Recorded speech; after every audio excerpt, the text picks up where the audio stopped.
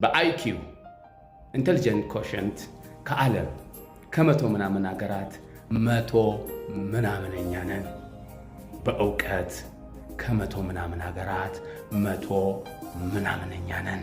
እሱ ላይ እንደድብ ስትል መጀመሪያ መቼ አወቅና ነው እንደድብ የምትለው? እዛው ነን ያለው ደግሞ የሚያጨበጭበዋል። እንደድብ መጀመሪያም ራንክ የሚያሳየው እዛ ጋር ነው። ምኑን ትደድባለህ? ደድበሃል እንጂ ራንኩ ነው የሚያሳየው። አቨሬጅ አይኪው እኮ 100 ነው። እኛ እኮ 68.5 ነን እና አቨሬጁ አንደር ከሆንክ እዛ ዞን ያለው ተፈራርተን ነው እንጂ የቱ ነውር ነው እኛ ሀገር የሌለው? ዘቅዝቆ መስቀል አለ፣ ዘረኝነት አለ፣ ውሸታም ሃይማኖተኝነት አለ። ሃይማኖት ሀገር 90 ምናምን % ውሸት ነው።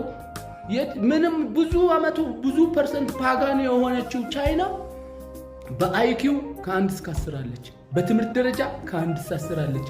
በእድገት ከ1 እስከ 10 አለች። በኢኮኖሚ ሁለተኛ ናት። ስለ ሃይማኖት 99% ሃይማኖተኛ ነኝ ያልክ እዛ ያለው ጨዋነት እዚህ የለም። ስልክህን ሜዳ ላይ አስቀምጠህ ብትሄድ ተመልሰህ ስትመጣ ታገኘዋለህ። እዚህ ንቅሳትህን በሚሰርቅ አገር ላይ ጨዋ ለምሳሌ ምናምን ለመዘመር ምናምን የምትል አስመሳይነት አለ። ማን ይንገረን? ትምህርት ጥራት የለም።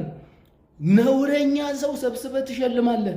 እቤቱ ሆኖ ቁጭ ብሎ ምርምር የሚሰራ መድኃኒት የሚሰራ ሕክምና የሰራ ከአንገት በላይ ስፔሻሊስት ብዙ ሕክምና በዚህ ዓመት የሰራ ማን ይሸልመዋል?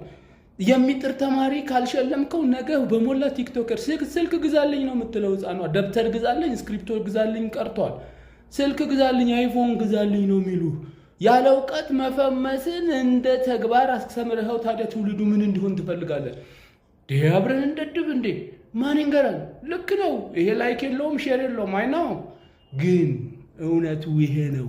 መደደብ ማንንም